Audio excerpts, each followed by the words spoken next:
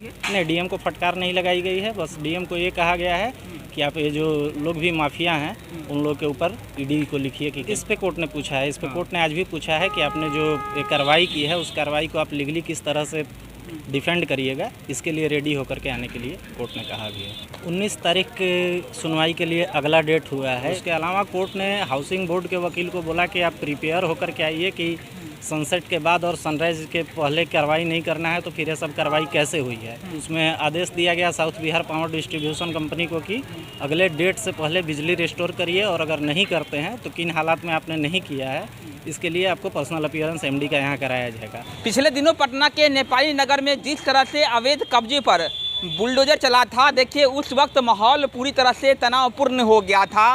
तमाम घरों को तहस नहस कर दिया गया था और यहाँ तक कि पुलिस और आम नागरिकों के बीच जमकर झड़प भी हुई थी। और देखिए अब ये पूरा मामला जो है वो पटना के हाई कोर्ट में चल रहा है और आज कोर्ट में इस मामले को लेकर सुनवाई हुई है और कोर्ट ने क्या कुछ कहा है, पहले आप वकील प्रभात भारद्वाज से सुन लीजिए। एक्चुअली हुआ क्या था कि सरकार की तरफ से जो काउंटर अफिडेविट वगैरह दिया गया था, स्टेट के ही वकील उस पर रेडी नहीं थे, तो महाधिवक्ता महोदय ने खुद रिक्वेस्ट किया कि एक टाइम दे दिया जाए ताकि हम लोग इसको पढ़ करके रेडी हो जाएं।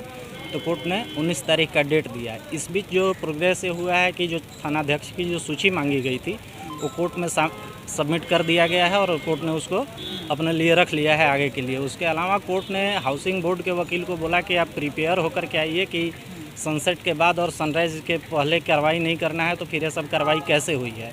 और हाउसिंग बोर्ड को अच्छे तरीके से कुछ बताया गया कि इस सेक्शन पे आप पढ़ करके आइए और रेडी होकर के आइए।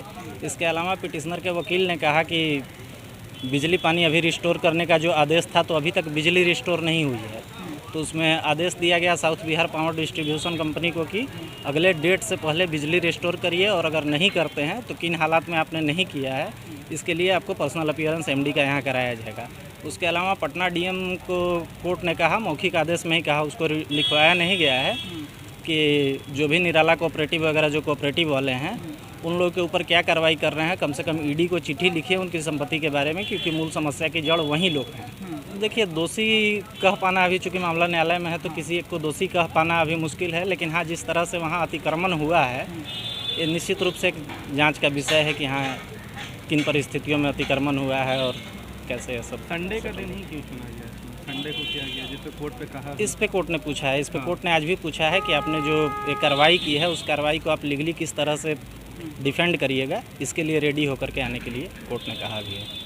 क्या डीएम को भी फटकार लगाई गई है? नहीं, डीएम को फटकार नहीं लगाई गई है। बस डीएम को ये कहा गया है कि आप ये जो लोग भी माफिया हैं उन लोग के ऊपर ईडी को लिखिए कि क्या कार्रवाई किया जाएगा। आज चूँकि मूल बहस नहीं हुई, रेडी कुछ नहीं था, सिर्फ थोड़ा बहुत मौखिक डायरेक्शन हुआ और उसके बाद हुआ कि 19 तारीख को अपीयर हुई।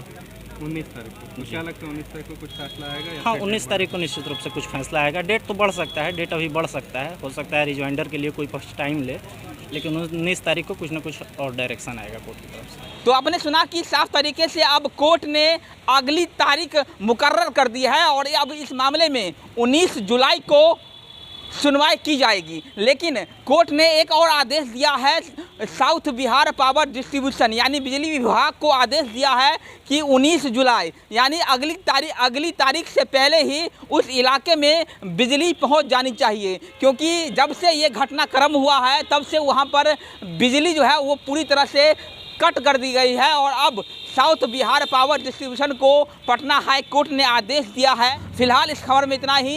इस खबर से जुड़ी जो भी छोटी बड़ी अपडेट होगी वो हम आप तक पहुंचाते रहेंगे। बने रहिए सफर बिहार के साथ। मेरा नाम वरुण झा है।